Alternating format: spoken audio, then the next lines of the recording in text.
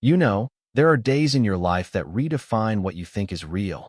And for me, that day started with a 6-foot wrought iron fence and ended with me getting knocked unconscious by a 200-pound horned beast wearing a tactical vest. I'm not kidding.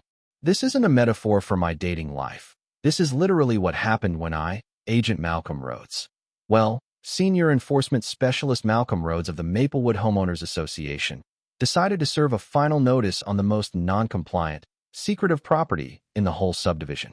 I thought I was bringing order to the suburbs. Turns out, I stumbled into a buried military secret. See, I take my job seriously, maybe too seriously, but hey, someone has to uphold the sacred text of the bylaws, right? I'm talking mandatory shrub heights, approved siding colors, and absolutely, positively, no unauthorized lawn structures exceeding ornamental standards. And that's where my nemesis, house number 14, came in. It belonged to a guy named Jonas Vance, a quiet, reserved man who kept his gate locked and his intercom conveniently broken whenever I showed up. Jonas had been warned 3 times about a monstrosity sitting smack in the middle of his front yard, a vaguely threatening, rusted metal statue that looked like a collaboration between a junk artist and a demon, all twisted rebar and found tools. It was a clear violation, Bylaw 16C, and after 3 ignored pink slips, I was done with diplomacy. I had a plan, operation, order and fence, I called it in my daily log.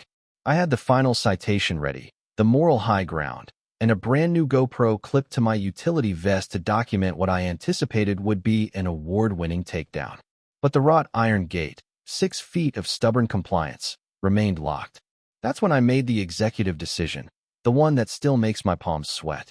I climbed it. I vaulted over that fence like some dramatic, middle-aged suburban vigilante, my khaki pants stretching, my clipboard and vest patches, none of them official, all self-awarded, flapping heroically. I sailed through the air like a dramatic reenactment of justice itself, and then gravity reminded me I was no superhero.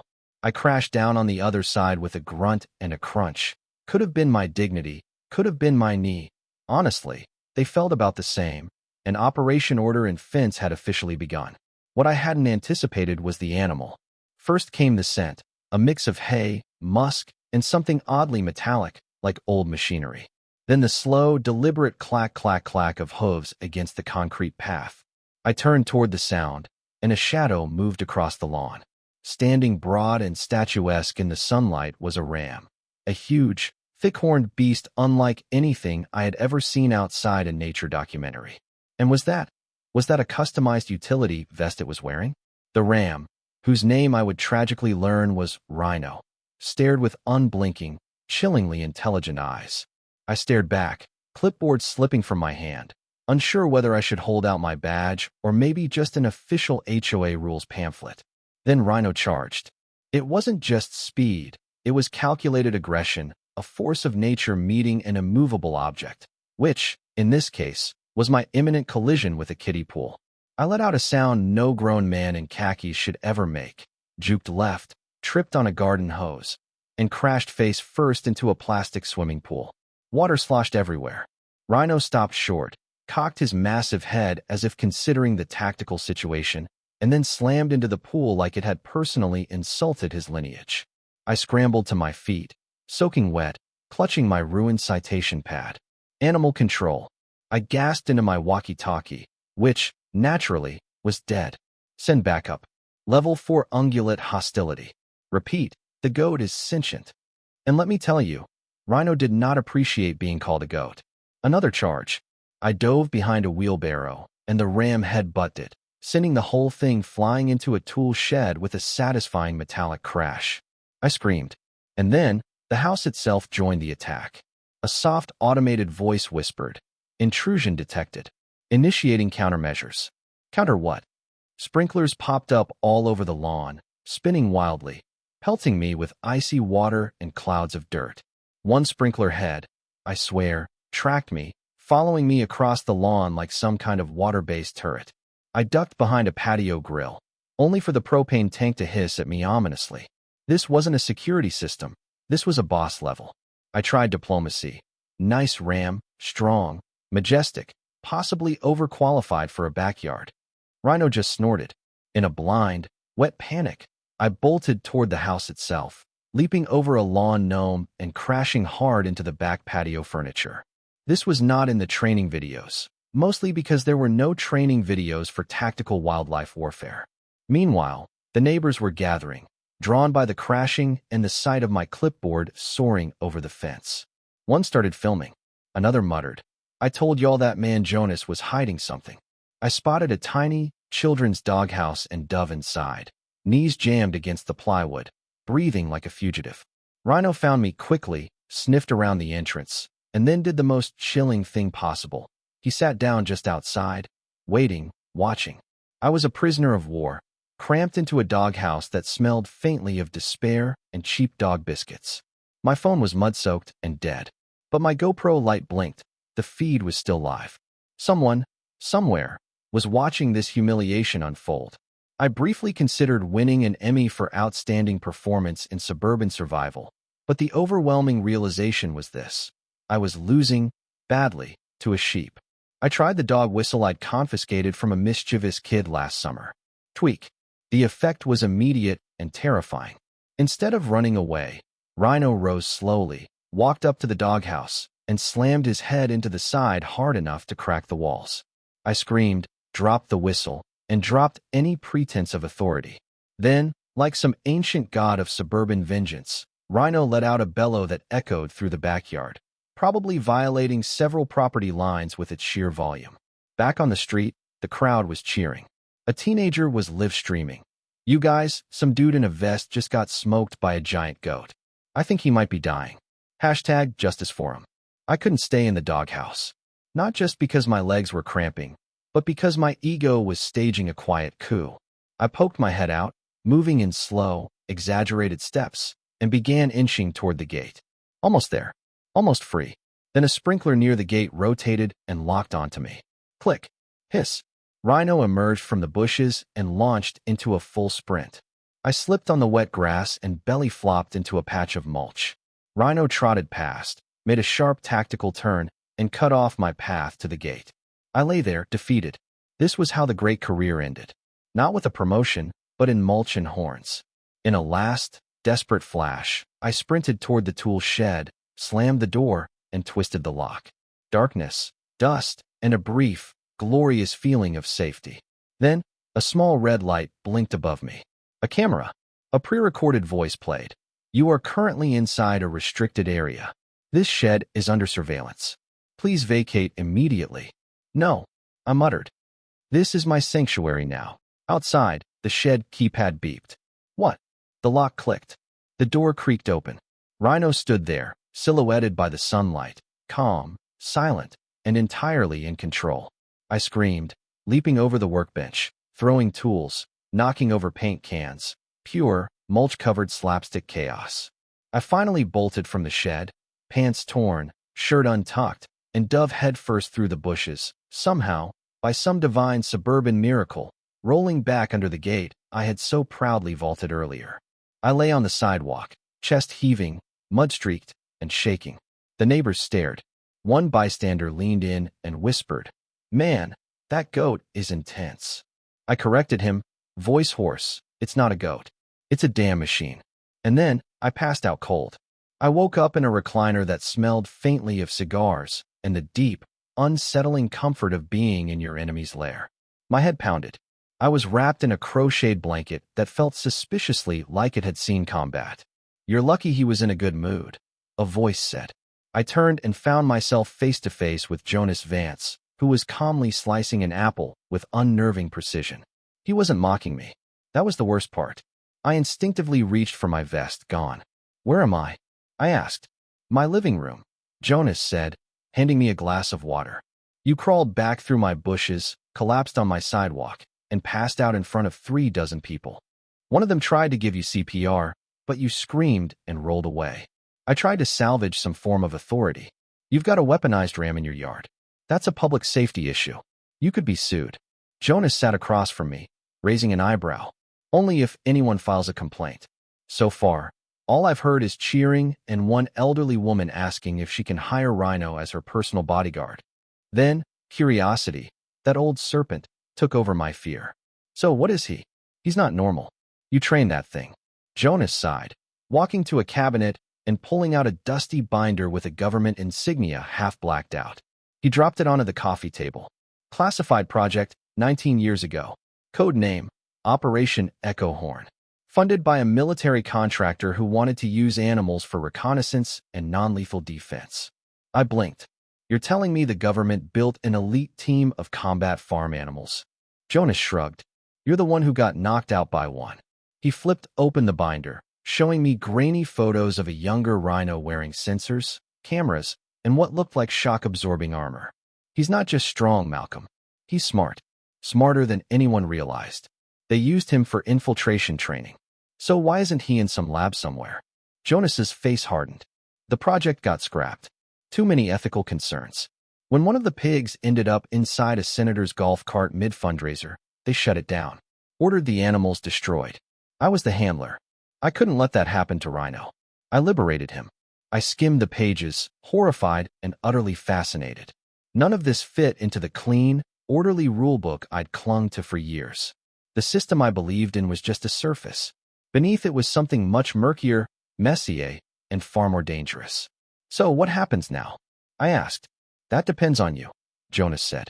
You can walk out of here, go back to measuring lawn heights, and pretend none of this ever happened, or you can keep pushing.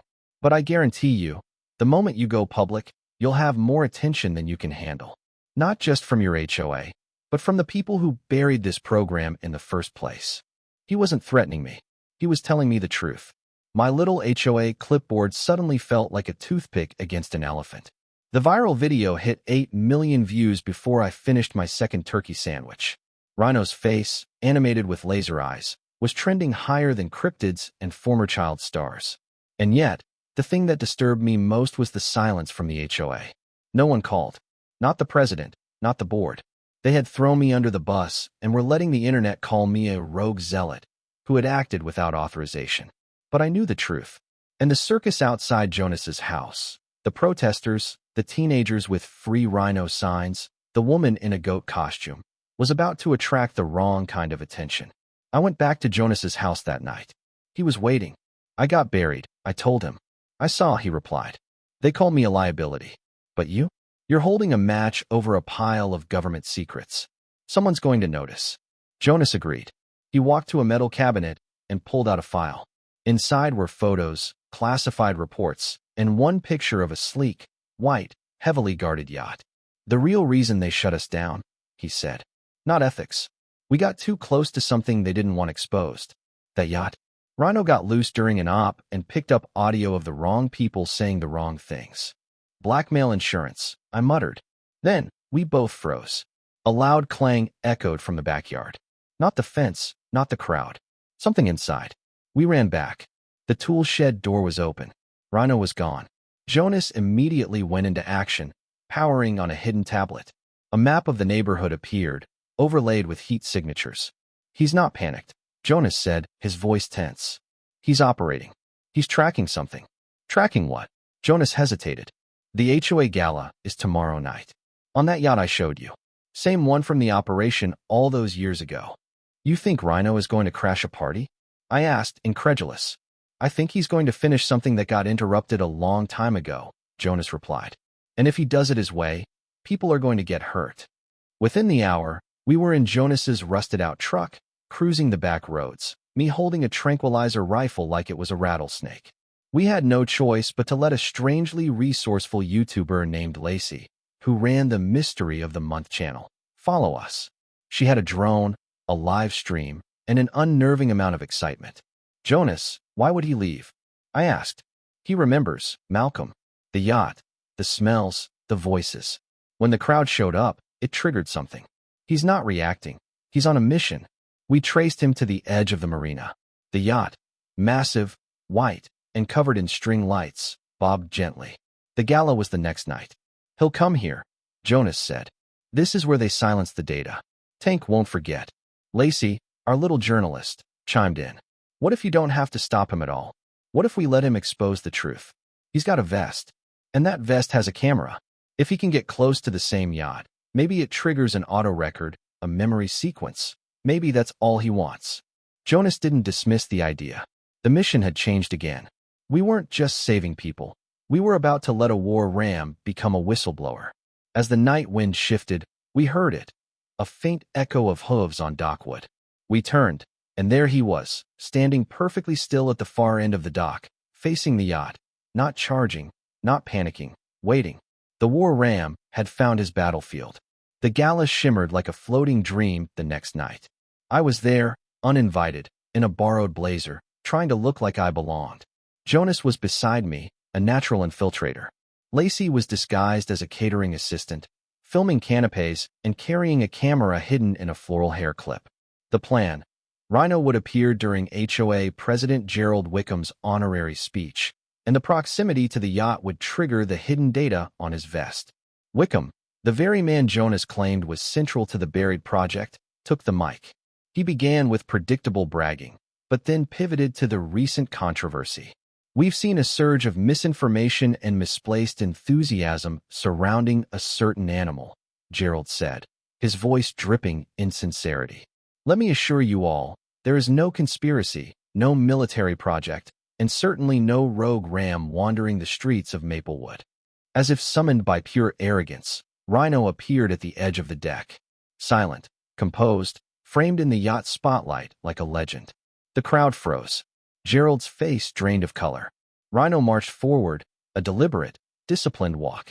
Then, as he reached the center of the deck, a sharp beep emitted from his vest. A small green light pulsed. The auto trigger was activated. The vest projected a shaky, grainy video onto the nearest sail, a hidden recording from years ago. A younger Gerald, laughing on this very yacht, discussing surveillance trials, off-the-books operations, and intelligence assets. It was damning, raw, and utterly real. Chaos erupted. Gerald screamed into the mic. It's a hoax. It's doctored. He's just a goat with a projector. He's a ram. I shouted, my voice ringing out across the deck. And he remembers everything. Reporters swarmed. Phones recorded. The footage, raw and unedited, was online within minutes, uploaded by Lacey. Jonas stepped forward next to the ram, holding up his hands. This animal served his country and was betrayed by it. He deserves the truth to be heard. Gerald's security guards lunged. Rhino's instincts flared. He launched into motion, not toward Gerald, but toward the closest guard. One clean hit to the knees sent the man flying into a decorative fountain. The crowd screamed. Rhino stopped, his work done. He turned calmly and walked off the deck, down the ramp, and disappeared into the shadows. No one tried to stop him. 2 hours later, Gerald was no longer president. By morning, the yacht was under federal investigation. Jonas disappeared without a word, slipping back into the quiet anonymity he craved. Lacey was signed by a major podcast network. And me? I was offered my job back, this time with a real, official, city-issued badge. I declined. The neighborhood calmed down. Protesters left. But every once in a while, someone swears they see a ram on the nearby hills, silhouetted at dawn, watching the perfectly manicured suburbs below. I learned that day that the rules we make to keep the world neat and predictable are just a flimsy surface. Beneath the HOA bylaws and the beige paint, there are secrets, betrayals, and 200-pound horn guardians fighting for their own version of justice. My clipboard was useless, but the truth has horns. So, I have to ask you, who was the true villain in this story? Was it me, the enforcer who trespassed? Was it Jonas, the fugitive who protected military secrets? Or was it Gerald, the power broker who used HOA authority to hide far darker deeds? Let me know in the comments below. Did I make the right call in refusing the badge? Hit that like button if you think Rhino deserves a key to the city, and subscribe for more stories where the truth is stranger than fiction. Thanks for watching.